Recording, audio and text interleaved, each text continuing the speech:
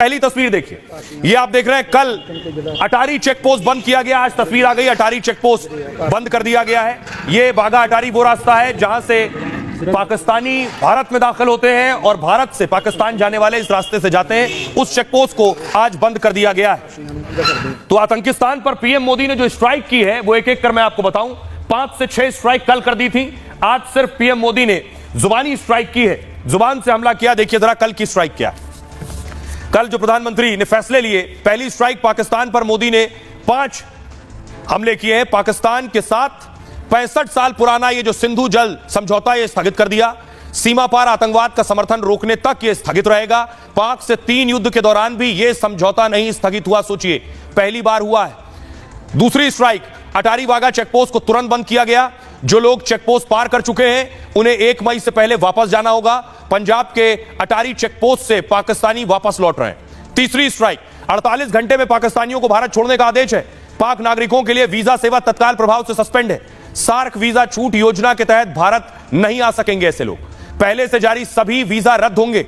भारत आए पाकिस्तानियों को 48 घंटे में देश छोड़ना होगा। पाकिस्तानी नागरिकों के वीजा 27 अप्रैल से अमान्य हो जाएंगे। मेडिकल वीजा को वालों को 29 अप्रैल तक भारत छोड़ना होगा। चौथी स्ट्राइक, पाकिस्तानी उच्चायोग में तैनात सलाहकारों को भारत छोड़ना होगा। भारत भी अपने रक्षा सलाहकारों को इस्लामाबाद से वापस बुलाएगा। उच्चायोग में कर्मचारियों की संख्या 55 से घटाकर 30 की जाएगी। यह कटौती 1 मई 2025 से लागू होगी। मतलब 1 हफ्ते के अंदर भारत छोड़ना होगा। भारतीय नागरिकों को पाकिस्तान की यात्रा से बचने की सलाह दी गई है। जो भारतीय इस समय पाकिस्तान में हैं उन्हें जल्द वापस लौटने की सलाह दी गई है। 5वीं स्ट्राइक, दुनिया भर में पाकिस्तान को अलग थलग करने की रणनीति है। विदेश मंत्रालय में कई देशों के राजदूतों को बुलाया गया। आज पहलगाम में हमले को लेकर उन्हें डिटेल जानकारी दी गई है। जर्मनी, पोलैंड, ब्रिटेन, रूस समेत कई देशों को ब्रीफिंग दी गई है। अब इसकी तैयारी भी शुरू हो गई है। तैयारी इस लिहाज से कि कल ही सिंधु जल समझौता स्थगित किया है। यह तस्वीर मैं आपको दिखा रहा हूं। पहली ये सिंधु रिवर की तस्वीर है। दूसरी तस्वीर मैं आपको दिखाऊं उससे पहले मैं आपको बताऊं ये जो सिंधु जल समझौता है यह समझौता है क्या, बहुत संक्षेप में 6 नदियां हैं। 3 नदियों का पानी भारत इस्तेमाल करता था, 3 नदियों का पानी पाकिस्तान। अब भारत वो नदी रोक देगा वो जो अब तक पाकिस्तान इस्तेमाल कर रहा था। जैसे पूर्वी नदियां जो हैं जिसमें आप देखिए सतलुज नजर आ रही है, ब्यास और रावी आपको नजर आ रही है नीचे, सतलुज, रावी, व्यास। पानी के इस्तेमाल का अधिकार इसके भारत के पास था।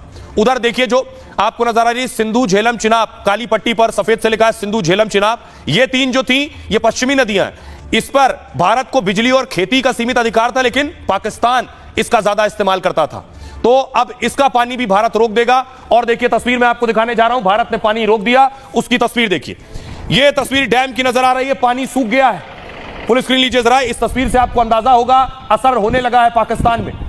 डैम की तस्वीर हम आपको दिखा रहे हैं। जो पानी यहां से जाता था यह लगभग कम हो गया है, खत्म होने की तरफ है, जो पाकिस्तान का हलक सुखाने वाला है।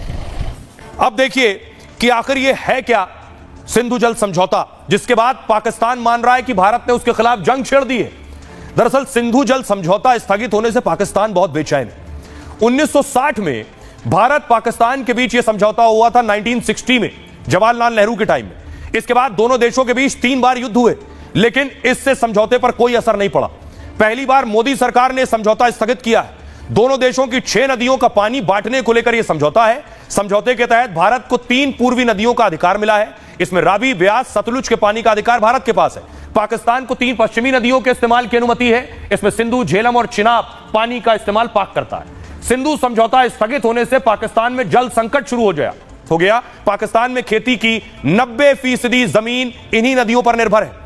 पाकिस्तान की 4.7 करोड़ एकड़ एरिया में सिंचाई मुश्किल हो जाएगी। अब पाकिस्तान की आय में कृषि की हिस्सेदारी 23% है। इससे 68% ग्रामीण पाकिस्तानियों की जीविका चलती है। ऐसे में पाकिस्तान में आम लोगों की भी मुसीबत बढ़ेगी। पाकिस्तान की बेहाल अर्थव्यवस्था और बदतर हो जाएगी। पाकिस्तान के हाइड्रो पावर डैम जो हैं वो भी उनमें पानी सूख जाएगा। इससे पाकिस्तान में बिजली का संकट आ जाएगा, बिजली उत्पादन ठप। पाक का बिजली उत्पादन 50% तक कम हो सकता है। इससे औद्योगिक उत्पादन और रोजगार पर असर पड़ेगा। कुल मिलाकर पाकिस्तान पूरी तरह बर्बाद हो सकता है। 1960 में वर्ल्ड बैंक की मध्यस्थता में समझौता हुआ था। तब जवाहरलाल नेहरू और पाक के राष्ट्रपति अयूब खान ने उस वक्त दस्तखत किए थे इस पर। आइए अब सोचिए सिंधु जल समझौते की अहमियत इतनी है, भारत ने सिंधु जल समझौता स्थगित किया, इसका डर हाफिज सईद को भी था। तो पहले हाफिज सईद इसे स्थगित करने को लेकर भारत को ललकार चुका है, चुनौती दे चुका है। अब पीएम मोदी ने स्थगित कर दिया है। सुनिए।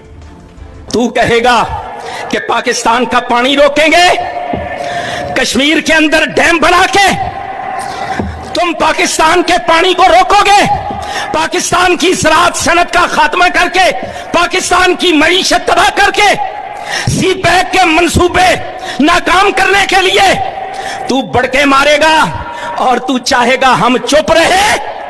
सुन, अगर तू पानी बंद करेगा इंशाअल्लाह हम तेरी सांस बंद करेंगे, इन दरियाओं में फिर खून बहेगा। भारत ने बड़े फैसले लिए तो पाकिस्तान की सांसें थम गईं। भारत ने कल ये सभी फैसले लिए सीसीएस की बैठक में। अब ये तस्वीर पाकिस्तान ने देखी है, खबर पाकिस्तान तक पहुंची। अगली तस्वीर देखिए। पाकिस्तान ने भी बैठक बुला ली, शहबाज शरीफ ने बैठक बुलाई और बाकायदा भारत के खिलाफ भी इसी तरह के फैसले लिए। देखिए, पाकिस्तान ने भारत पर कुछ प्रतिबंध लगाए हैं। जो फैसले भारत ने लिए, अब पाकिस्तान ने उसे कॉपी करने की कोशिश की। पाकिस्तान की पहली गीदड़ भभकी, सिंधु नदी पाकिस्तान के लिए लाइफलाइन जैसी है। यानी भारत ने जो सिंधु जल समझौता स्थगित किया है, पाकिस्तान कह रहा है वो लाइफलाइन है, अंतरराष्ट्रीय संधि भारत अकेले नहीं तोड़ सकता है, वो कह रहा है। सिंधु नदी का पानी रोकना जंग के ऐलान जैसा है, हम सभी क्षेत्रों में भारत को मजबूती से जवाब देंगे। दूसरी गीदड़ भभकी, भारतीय एयरलाइन के लिए पाकिस्तानी एयर स्पेस बंद, यानी पाकिस्तान ने अपना हवाई क्षेत्र बंद कर दिया है। कोई भारतीय उड़ान पाक हवाई क्षेत्र से नहीं जा पाएगी। पाकिस्तान के एयर स्पेस से 11 हवाई मार्ग निकलते हैं, इनमें किसी रूट पर भारतीय विमान अब नहीं उड़ पाएंगे। बालाकोट एयर स्ट्राइक के बाद भी पाक ने हवाई क्षेत्र बंद कर दिया था। तीसरी गीदड़ भभकी, भारत के साथ हर तरह का व्यापार रोक दिया है, शिमला समझौते को भी रद्द करने की धमकी दी है। यह समझौता 1971 में पाक की हार के बाद हुआ था। सहमति बनी थी कि दोनों देश शांति से विवाद सुलझाएंगे, सभी मुद्दे द्विपक्षीय चर्चा से हल होंगे, तीसरे पक्ष का दखल नहीं होगा। चौथी गीदड़ भभकी, बाघा बॉर्डर को तुरंत बंद करने का ऐलान किया है। पाकिस्तान में सभी भारतीयों का वीजा रद्द किया है। 48 घंटे में भारतीयों को पाकिस्तान छोड़ने का आदेश है। पांचवी गीदड़ भभकी, पाक में भारतीय उच्चायोग की संख्या घटा दी है। पाक में 30 भारतीय उच्चायोग और स्टाफ कम कर दिया गया, बाकी भारतीय स्टाफ 30 अप्रैल तक पाकिस्तान छोड़ दे। यह पाकिस्तान की गीदड़ भभकी है। अब देखिए, इसके बाद पाकिस्तान ने प्रेस कॉन्फ्रेंस की है, सुनिए क्या कह रहा है। जो है ना, वो अपनी जो हमारी इंफॉर्मेशन है कि वो इस वक्त जो है एक ऑल आउट वॉर की जगह जो है पाकिस्तान के शहरों में जो है वो दहशतगर्दी की जो है पूरी पूरी तैयारी कर रहे हैं। और ये टिट फॉर टैट होगा। अगर हमारे शहरों में हमारे सिटीजन्स जो हैं वो महफूज ना हुए, अगर उन पे अटैक हुआ तो ये इंडिया के सिटीजन्स भी जो है महफूज नहीं रहेंगे। इस तरह की कोई यूनिलैटरल जो है एक्शन वो किसी भी कीमत पे नाकाबिल कबूल है। और अगर किसी किस्म की भी डिस्ट्रप्शन हुई तो फिर पाकिस्तान को दो राइट्स हैं, एक तो उसके नतीजे में जो भी एक्शन ले वो लेगा, और दूसरा कि हम भी फिर शिमला समेत जो ट्रीटीज हैं बायलैटरल उसको हम कंसिडर कर सकते हैं, उसको हम भी इन अबेंस कर सकते हैं। पाकिस्तान की एयर स्पेस इंडियन ओन्ड और इंडियन ऑपरेटेड एयरलाइन जो है उनके लिए बंद की जा रही है। अब बड़ी चीज यह है, परीक्षण करने की तैयारी में था, मिसाइल परीक्षण करने वाला था। डर की वजह से पाकिस्तान ने मिसाइल परीक्षण नहीं किया। लेकिन अगली तस्वीर देखिए, भारत ने मिसाइल परीक्षण किया है। यह मिसाइल परीक्षण भारत ने किया है। पाकिस्तान को भी जवाब है कि भारत पूरी तरह से तैयार है।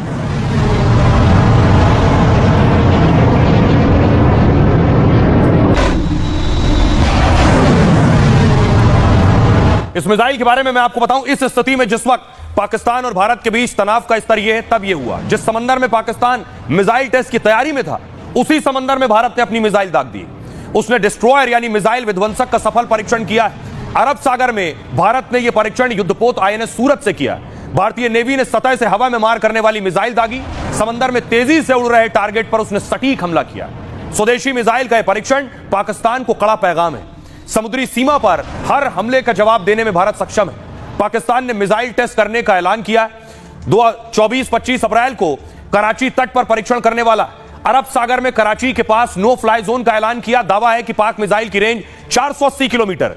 पाकिस्तान समंदर में अपनी तैयारी और ताकत दिखाना चाहता है। वो ये दिखाना चाहता है कि उसके पास मिसाइल ताकत है, लेकिन अरब सागर में जहां वो मिसाइल परीक्षण करने वाला है, भारत का युद्धपोत INS विक्रांत वहां पहले से मौजूद है। भारत का यह युद्धपोत MiG-29 लड़ाकू विमानों से लैस है, यानी समंदर में भारत की मिसाइल और विमान दोनों तैयार हैं। इसका डर पाकिस्तान को पहले से था। आइए आपको सुनाता हूं, सुनिए जरा डिफेंस एक्सपर्ट सैयद अता हसनैन क्या कह रहे हैं। बौखलाहट तो होगी उस देश में, उनको मालूम है कि ये बहुत बड़ा देश है, हमारी इकोनॉमी बहुत बड़ी है, $4 ट्रिलियन की इकोनॉमी है। अगर कल लड़ाई छिड़ी तो हमारा देश जो है उस लड़ाई के लिए स्टैमिना बहुत ज्यादा रखता है। पाकिस्तान की इकोनॉमी भी बड़ी कमजोर है और उस तरह का स्टैमिना नहीं है उनके पास, इंटरनेशनल सपोर्ट भी उनके पास नहीं है। तो